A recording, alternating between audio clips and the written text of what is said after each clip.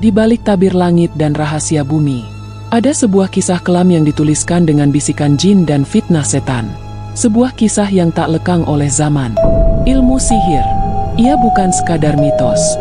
Ia nyata, dan ia telah hidup sejak ribuan tahun silam. Dalam Islam, sihir bukan sekadar kisah dongeng atau legenda kuno. Ia adalah fitnah nyata, yang disebutkan dalam Al-Quran dan hadis, sebagai ujian besar bagi manusia. Sihir dalam Islam adalah ilmu yang melibatkan campur tangan jin dan setan, yang bisa memberi efek pada fisik, emosi, dan hubungan manusia. Ia bisa memisahkan suami dari istri, mengubah persepsi, bahkan menyesatkan jiwa dari jalan kebenaran.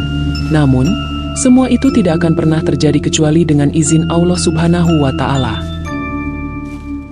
Di masa kejayaan Nabi Sulaiman alaihi salam, Nabi Sulaiman alaihi salam adalah seorang nabi sekaligus raja yang diberi mukjizat luar biasa oleh Allah Subhanahu wa Ta'ala.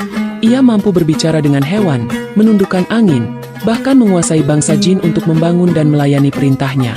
Semua ini adalah karunia dari Allah Subhanahu wa Ta'ala, bukan hasil dari sihir. Namun setelah beliau wafat, terjadi fitnah besar. Bangsa jin yang selama ini diperintah Nabi Sulaiman mulai menyebarkan kebohongan besar.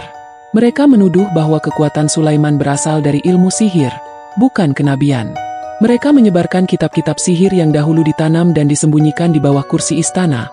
Lalu mereka sandarkan isinya kepada Nabi Sulaiman. Padahal Allah Subhanahu wa Ta'ala sendiri membantah tuduhan tersebut secara tegas dalam Al-Quran. Bahwa Nabi Sulaiman tidak pernah mengajarkan sihir, dan beliau bebas dari kekufuran. Allah Subhanahu wa Ta'ala berfirman, dan mereka mengikuti apa yang dibaca oleh setan-setan pada masa kerajaan Sulaiman. Padahal Sulaiman tidak kafir, akan tetapi setan-setan itulah yang kafir. Mereka mengajarkan sihir kepada manusia.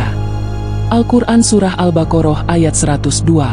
Dalam kelanjutan ayat yang sama Al-Quran Surah Al-Baqarah ayat 102, Allah Subhanahu wa Ta'ala menyebutkan dua malaikat bernama Harut dan Marut.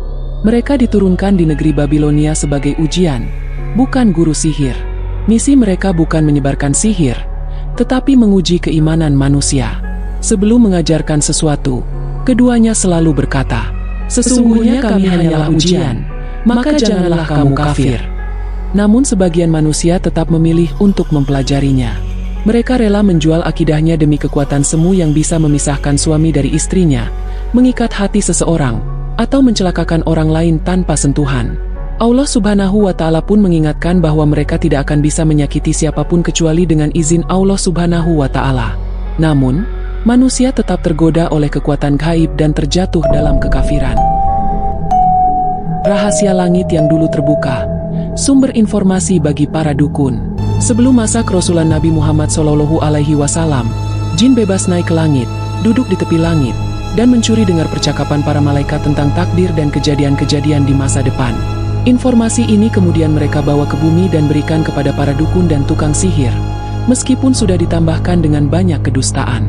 Dalam sebuah hadis syahih, Rasulullah SAW bersabda, para jin mencuri berita dari langit, lalu menyampaikannya kepada para dukun, lalu ditambah dengan 100 kedustaan. Hadis riwayat Al-Bukhari dan Muslim. Inilah sebabnya mengapa di masa jahiliyah, masyarakat Arab sangat percaya pada dukun dan peramal. Mereka menduga bahwa dukun mengetahui hal gaib, padahal yang mereka sampaikan adalah campuran antara kebenaran dan kebohongan dari jin. Penutupan langit. Ketika wahyu pertama turun kepada Nabi Muhammad SAW, langit dijaga dengan sangat ketat. Jin-jin dihalangi dari mencuri dengar. Jika mereka mencoba naik, maka mereka akan dilempar dengan syihab, panah api atau meteor yang membakar mereka sebelum sampai ke langit. Allah Subhanahu wa Ta'ala berfirman dalam surat Al-Jin. Bismillahirrahmanirrahim. Wa anna kunna naq'udu minha maq'ida lis-sam'. Faman yastami' al-ana yajid lahu shihaban rasada. Dan sesungguhnya kami jin dahulu dapat menduduki beberapa tempat di langit itu untuk mencuri dengar berita-beritanya. Tetapi sekarang, siapa mencoba mencuri dengar seperti itu, pasti akan menjumpai panah-panah api yang mengintai untuk membakarnya.